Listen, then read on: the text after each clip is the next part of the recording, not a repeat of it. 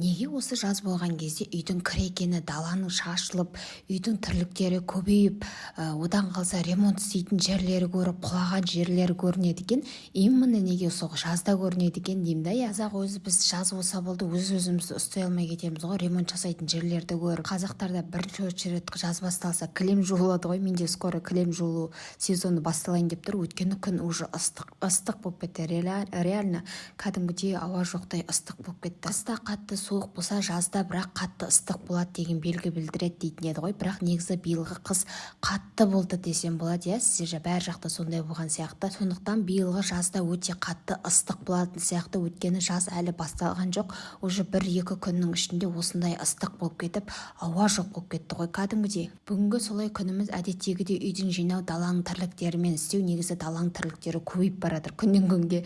Өзі күн жылысы сондай ғой. Мынау негізі мен бүгін балаларымның далада жаздық великтерін шығарып жудым. Өте шаң басып кетіпті. Қыстан бері далада тұрды. Бұларды кіргізіп, болмаса алдыңғы жылы бір астыға кладовкаға түсіріп қою да вообще ойыма келмепті. Далада тұра беріпті сол күйі.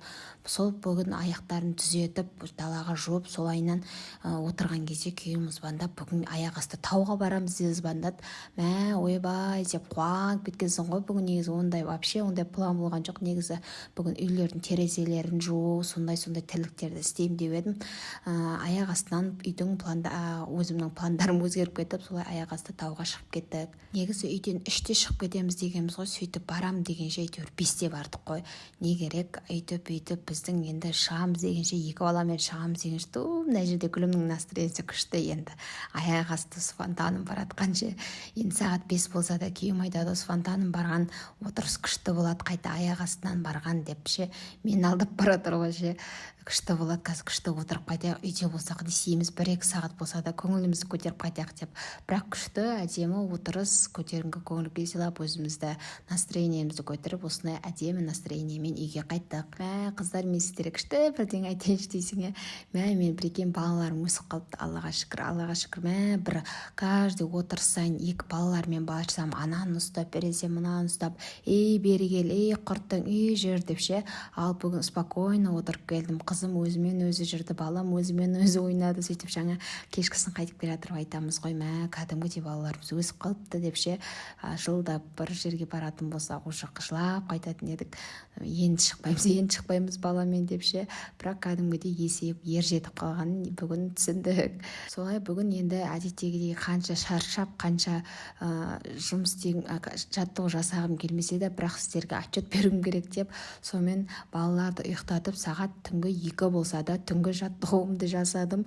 Өйткені штрафқа ілініп қалмайын дедім. Өйткені алдыңғы штрафтың сыйақысын әлі бере алмай жатырмын ол қызға. Ол қыз басқа жақта Өзбекстаннанмын деді, сондықтан ол кісіге бере алмай жатырмын. Білмеймін, может содан кейінгі жазған адамға беретін шығар, болмаса білмеймін енді басқалай. Енді онда көп ақша емес қой, тиын ғой. Сонда да қарапайым өзінің штраф деп күнделікті мен видеомды қарап, лайкты басып, комментарий жазып отқаннан кейін сол кісінің өзіне аударым келген, бірақ мүмкіндік болмай тұр. Солай енді білмеймін, енді бір бұйырған уақытына жіберерім. Қазір мен ол қызға тағы да жазып, басқалай қалай лақтыруға болатынын сұраймын. Егер де осы видеоны көріп отырсаң, қалай басқаша лақтыруға болады білмеймін. Енді ол қызбен дұрыс тілдесе алмай жатырмын, инстаграмы да жоқ екен.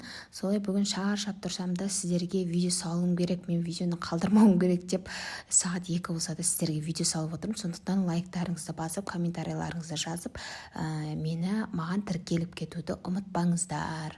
Солай менің бүгінгі күнім осылай бір өзгеше болып өтті. Солай менің күнім осылай аяқталды.